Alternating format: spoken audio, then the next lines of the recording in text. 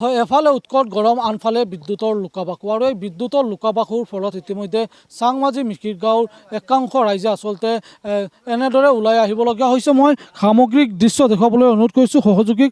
আচলতে নিশা হ'লেই বিদ্যুতৰ লুকাভাকুৰ ফলত যি এই গাঁওখনৰ ৰাইজ আছে তেওঁলোকে বিদ্যুতৰ যি ক্ষেত্ৰত যি যেনেধৰণৰ সুফল লাভ কৰিব লাগিছিল তেওঁলোকে তেনেধৰণৰ লাভ নকৰাৰ ইতিমধ্যে তেওঁলোকে অভিযোগ উত্থাপন কৰিছে। তেওঁলোকৰ এটাই অভিযোগ যে এই গাঁওখনত প্ৰায় ৮০তকৈ অধিক লোকে এই গাঁওখনত ইতিমধ্যে বিদ্যুৎ সংযোগ তেওঁলোকে লাভ কৰিছে। কিন্তু বিদ্যুৎ সংযোগ লাভ কৰাৰ পিছত আচলতে তেওঁলোকৰ এটাই অভিযোগ যে নিশা হ'লে যি এই ঠাইসমূহত নিশা হ'লে কম ভল্টেজ হয়, আৰু এই কম ভল্টেজৰ ফলত ইতিমধ্যে বহু ৰোগীয়া লোকসকল বা যি স্কুলীয়া কণ ছাত্ৰ ছাত্ৰী আছে তেওঁলোকৰ পঢ়া শুনাৰ ক্ষেত্ৰত তেওঁলোকে নানান সমস্যাৰ সন্মুখীন হোৱা বুলি ইতিমধ্যে তেওঁলোকে অভিযোগ কৰিছে।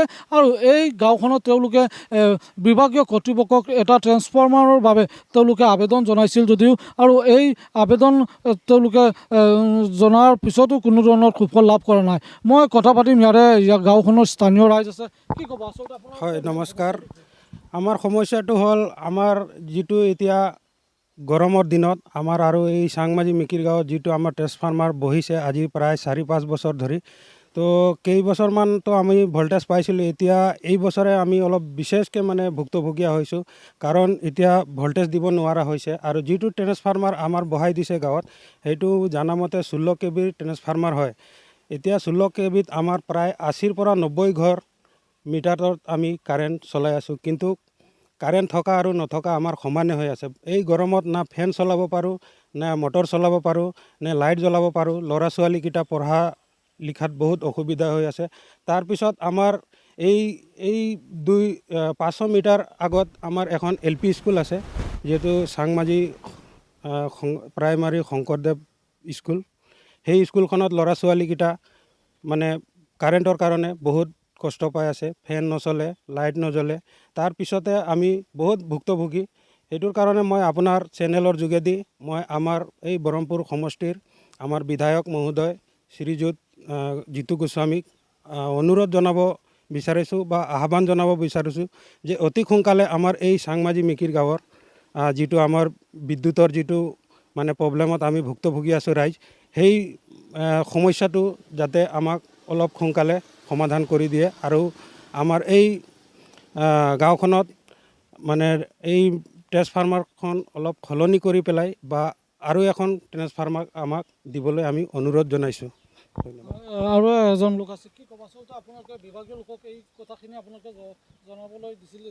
হয়, জনাইছোঁ। আমি বহুতবাৰ জনাইছোঁ। আজি 3-4 বছৰৰ পৰা আমি এপ্লিকেশ্যন দিছোঁ গৈ পেলাই, আৰু যোৱা 11 তাৰিখতো গৈছিলোঁ। বৰ্তমানো মোৰ হাতত আছে। তেখেতক জনাইছিলোঁ, এখন দিছিলোঁ মই গৈ পেলাই। তেতিয়া তেখেতে কৈছে যে চেক কৰিম বুলি। আজিলৈকে অহা নাই, আহি এতিয়ালৈকে ইনকুৱাৰী কৰা নাই যে আমাৰ এইটোত কিমান ভল্টেজ আছে কিমান নাই। আমি যাওঁতে আৰু আমাৰ এতিয়া যোৱাটো এতিয়া লাজ লগা হৈছে তেখেতৰ ওচৰলৈ। বিদ্যুৎ নাথাকেই, 1 ঘণ্টা 2 ঘণ্টা পিছত বিদ্যুৎটো কৰ্তন কৰি দিয়ে। আৰু ৰাতিও এনেকুৱা হয়। যোৱাকালি ৰাতি বিদ্যুৎ নাছিলে, এনেকুৱা হ'ল। আৰু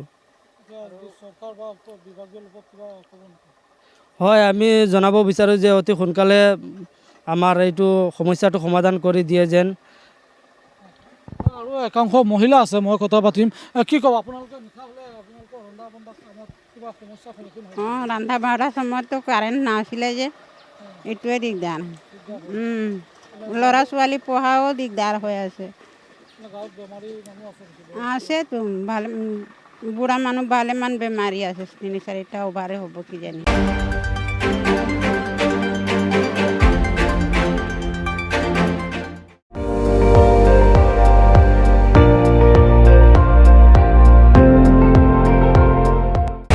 আপুনি চাই আছে ND24, সৰ্বশ্ৰেষ্ঠ নহয় সৰ্বোত্তমৰ দৌৰ।